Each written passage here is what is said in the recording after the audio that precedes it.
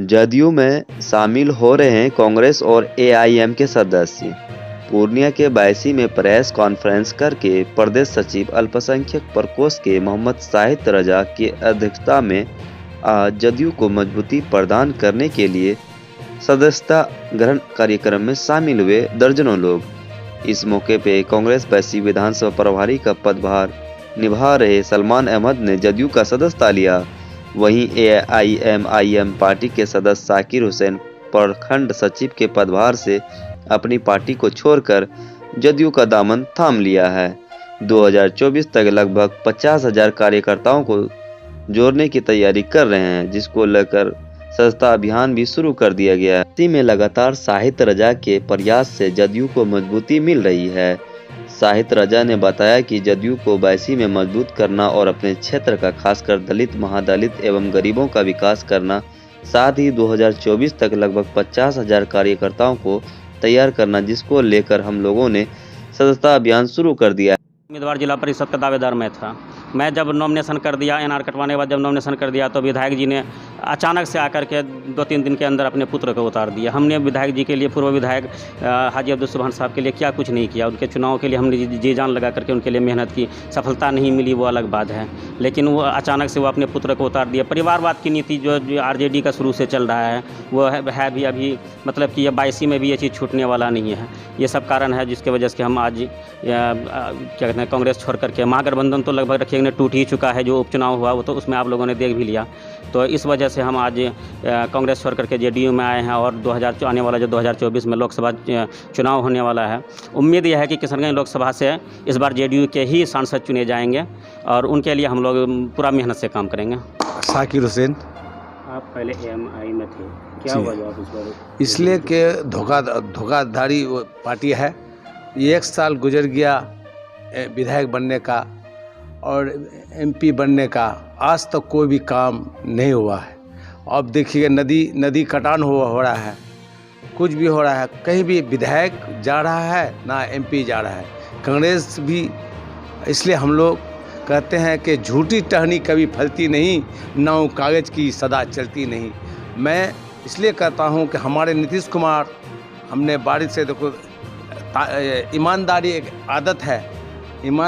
आदत है, सच्चाई एक यह, इसलिए कि हमें सोचता हूं कि हमारे जनता दल यू ऐसा शख्सियत नीतीश कुमार है, ईमानदारी है उसके साथ, इसलिए हम जदयू ज्वाइन किए। क्या वजह थी आप इस पार्टी को ज्वाइन किए? हम लोग बहुत उम्मीद के साथ और बहुत मेहनत किए थे डॉक्टर मोहम्मद जावेद आज़ाद को जिताने, और एक लौता सांसद हमारे जीत के आए थे किशनगंज लोकसभा से। लेकिन हम लोग को जो उम्मीद थी जो ये विकास करेंगे, आप लोगों का जो भी है, लेकिन उम्मीद के हिसाब से कुछ भी नहीं, जिसकी वजह से हमको पार्टी छोड़ करके जदयू में आना पड़ा। और वहीं यहाँ के जो माननीय विधायक जी हैं, उनसे भी बहुत लोग उम्मीद किए थे, लेकिन ये विधायक जी को मतलब यहाँ के जो चुनाव में लगे हुए हैं, हाँ, उनको तो मुखिया और मेंबर और जिला पार्षद को जिताने से फुर्सत नहीं, तो क्षेत्र का काम क्या करेंगे। तो इसी वजह से ये सब देखते हुए लोग एमआईएम और कांग्रेस पार्टी को छोड़ करके जदयू में शामिल हो रहे हैं। आप किस पद, कौन सा पद मिला आपको जदयू में? हम अभी जदयू में जिला महासचिव। पूर्वांचल में विकास नहीं हो रहा है, सरकार आपकी है, आप आरोप लगा रहे हैं, क्या वजह है? क्यों नहीं कार्रवाई हो रही है ऐसे सरकारी कर्मी पर? आरोप प्रत्यारोप तो लगाना किसी पे आसान है, मगर सबसे बड़ी बात यह है, जो हम अभी रिसेंटली 8-10 महीना हुआ पार्टी ज्वाइन किए हुए, यहाँ के लोगों का जो कंप्लेन है, दुख सुख है, सब मौखिक तौर पे आता है, लिखित में कभी किसी का आता नहीं है। लिखित में जहाँ तक अगर कंप्लेन आता है, अपने लेवल में हम लोग सॉल्व करते हैं और माननीय मुख्यमंत्री जी को हम लोग भेजते हैं, जो और हमारे पार्टी के शीर्ष नेतृत्व के नेता हैं, संगठन प्रभारी हैं पूर्णिया के, और प्रदेश के उपाध्यक्ष श्री मुजाहिद आलम जी इस चीज़ को गहराई से लेते हैं। कोई भी लिखित अगर कंप्लेन आता है, बिल्कुल माननीय मुख्यमंत्री तक ये खबर जाती है, विभाग तक खबर जाता है, बिल्कुल उसमें कार्रवाई होती है यहाँ पे। और विकास की जो गंगा बही है, इसमें कोई ना नुक्कड़ नहीं कह सकता माननीय मुख्यमंत्री जी की। अच्छा, सीमांचल का जो स्थानीय समस्या है, कटाव है, पलायन है, इस पे आपकी सरकार क्या करेगी? देखिए, यहाँ पे जिनको मौका मिला है नेतृत्व करने का, वो लोग हर मौके पे विफल हुए। जदयू की जहाँ पे एमएलए जब जीत के गए, देखिए मास्टर मुजाहिद साहब के क्षेत्र में कोचाधमन में 6 साल 4 महीना वो विधायक रहे, उसमें 2000 करोड़ का काम किया। उनके एरिया में अगर कटाव का समस्या होगा तो बहुत ही नेग्लिजिबल। और हमारे एरिया में अमौर बैसी में है, यहाँ के नेता विफल रहे हैं हर मौके में, सरकार इनकी बात नहीं सुनी है। जब तक बच्चा अगर रोएगा नहीं, माँ दूध तो नहीं पिलाएगी। बहुत सारा काम है, तो हम लोग कोशिश ये कर रहे हैं, बिल्कुल हर मामले को ग्रास रूट तक उठा के लेके जा रहे हैं। एक छोटी सी मिसाल आपको हम बताना चाह रहे हैं, दालकोला पुंडिया मोड़ से लेके डगरवा तक नेशनल हाईवे को आप देख लीजिए क्या अवस्था है यहाँ पे। इसमें सड़क परिवहन मंत्री और माननीय मुख्यमंत्री जी को लिखा गया है मेरे जरिए, उसमें संज्ञान लेंगे। डगरवा में आपको वन साइड ही रोड और डस्टबिन और सीज की हुई थाना की सारी गाड़ियाँ हैं। और यहाँ पे दिघी पुल जो विशाल सैलाब 2017 में आने के बाद जो वो पुल जो ध्वस्त हुआ है, आज तक वही हालत है। वन वे है रोड, मगर अल्टीमेटली वहाँ पे 100 आदमी का जान चला गया है। उस छोटे से रास्ते में आदमी आमने सामने टक्कर होता है, आदमी की मौत हो जाती है। जो लोग जुड़ रहे हैं जदयू से, उससे क्या उम्मीद है आपको? जुड़ने वाले का तो स्वागत है पार्टी में, इसमें तो कोई ना नुक्कर की बात नहीं है, बिल्कुल स्वागत है। नौजवान लोग जुड़ रहे हैं, समाज के अच्छे तबके के लोग जुड़ रहे हैं, बुद्धिजीवी जुड़ रहे हैं, और वो लोग उम्मीद ये हम लोग बेसिकली 2000 क्या है ये तैयारी हम लोग की 2024 की है। हम लोग अपना सांसद ऊपर वाले के क्रम से चुन के भेजेंगे, जिनको पार्टी टिकट देगी हम लोग उनको चुन के भेजेंगे, और अब अच्छे अंतराल से हम लोग यहाँ से जिता के भेजेंगे अपने सांसद। मेरा नाम मोहम्मद शाहिद रेजा है, प्रदेश सचिव अल्पसंख्यक प्रकोष्ठ, जनता दल यूनाइटेड बिहार। देखिए, जनता दल यूनाइटेड की जो पार्टी है बिहार में, इनकी सरकार भी है, हम लोग की सरकार भी है, और हम लोग सरकार से जुड़े हुए हैं। और हम लोग ईमानदारी के साथ, हमारे मुखिया श्री नीतीश कुमार जी बिहार में ईमानदारी से विकास किए हैं, खासतौर पर अल्पसंख्यकों के लिए बहुत अच्छा काम किए हैं। अल्पसंख्यकों के साथ कहीं कोई धोखाधड़ी, कहीं उनके साथ कोई तरह का भी बेईमानी नहीं किए, इसलिए अल्पसंख्यक की तादाद ज़्यादा है इस सीमांचल में।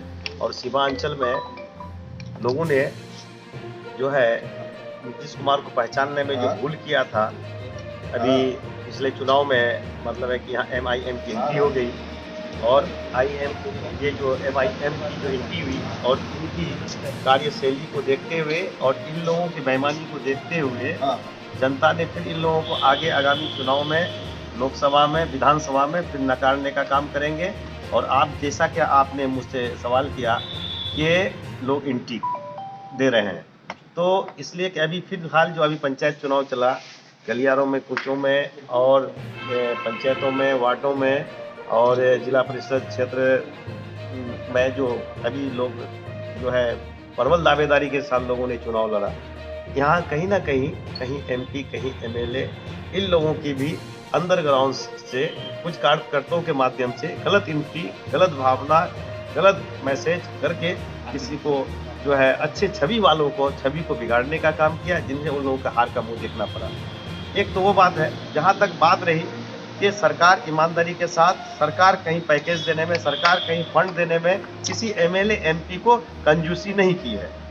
जैसा कि बिहार सरकार ने हर विभाग विभाजित है, हर विभाग में फंडिंग है, यहाँ तक कि विभाग में जो फंड दिया हुआ फंड रिटर्न वापस जा रहा है, लैप्स कर रहा है, लेकिन यहाँ के विधायक जी हों और यहाँ के चाहे वो सांसद जी हों, वो धरातल पर कोई काम नहीं कर रहे हैं। जैसे कि हमारे साकिर भाई बताया कि हमने MIM में था और फिर हमने जो जनता दल यूनाइटेड का सदस्यता लिया और मैंने ज्वाइनिंग ली है, तो इनका ये कहने का यही उद्देश्य है कि इन लोगों कहीं ना कहीं इन लोगों को विकास नहीं दिखा और कहीं और जो काम बढ़िया नहीं हुआ, जिसके कारण ये है।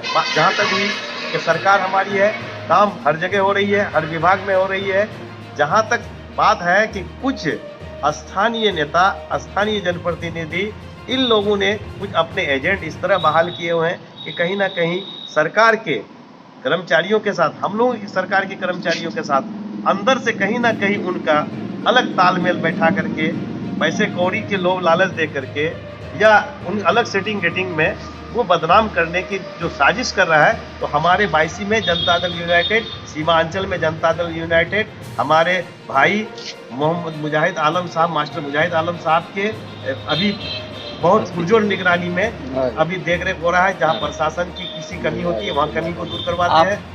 सरकारी कर्मियों पे आरोप लगा रहे हैं कि उनकी मिलीजुली बगैर, इस पर कार्रवाई किसको करना है? देखिए कर्मचारी, देखिए अंदर की बात जनता तक, जनता जो है बहुत जनते भूले भाले हैं, वो किसी एमएलए एमपी के साथ उनको नजर मिलाने की हिम्मत और ताकत नहीं है, ना वो पेन पेपर में आगे आ रहे हैं जो सरकार इस पर कार्रवाई करे, मेरी पार्टी इस पर कार्रवाई करेगी। हम लोगों ने बहुत जगह उतरा और लोगों ने शिकायत, कन्फेशनल शिकायत से कुछ नहीं होता है, वो लिखित पेन पेपर में अगर कहीं से शिकायत आई है, इस चीज को सरकार बर्दाश्त नहीं कर रही है, ना हम लोग बर्दाश्त करेंगे, ना जनता दल यूनाइटेड के कोई नेता या मुखिया इनको बर्दाश्त नहीं करेंगे। और जहां तक है कि कर्मचारी को अपना काम करे, उसको फंडिंग दिया हुआ है, विभाग को दिया हुआ है, विभाग अपना काम कर रही है, लेकिन कहीं बिचौलियागिरी जो कर रहे हैं वो कहीं विपक्षी दल के लोग हैं, और वो विपक्षी दल के लोग जो जनप्रतिनिधि के रूप पर खड़ा है, उनको लोगों ने मैंडेट दिया, पैकेज दिया, जैसे कि MIM हो या चाहे वो कांग्रेस के सांसद जी हो, इन लोगों को मैंडेट जो दिया है जनता ने, इस मैंडेट के हिसाब से उन लोगों ने काम करने में असफल रहा है, जिसके कारण अब मान लीजिए कोई पीड़ित होकर के उसको न्याय नहीं मिल रहा है, तो वो आदमी कहाँ जाएंगे?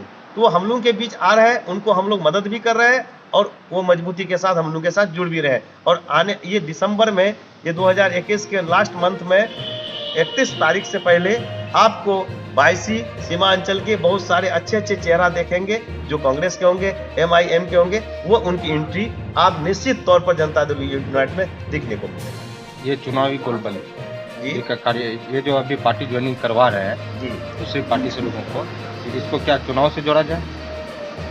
नहीं, ये अभी जो जुड़ रहे हैं ये चुनाव से नहीं है, ये है कि बहुत सारे लोग हैं, छविफुल लोग हैं, जिनको चाहे वो कांग्रेस के लोग या MIM के लोग सम्मान नहीं देते हैं, इसलिए हम लोग सम्मान देने का काम कर रहे हैं, वो हम लोगों के साथ जुड़ रहे हैं। अपना परिचय दीजिए। मोहम्मद मंजूर आलम, जिला सचिव, पूर्व जिला परिषद, क्षेत्र संख्या 33-22।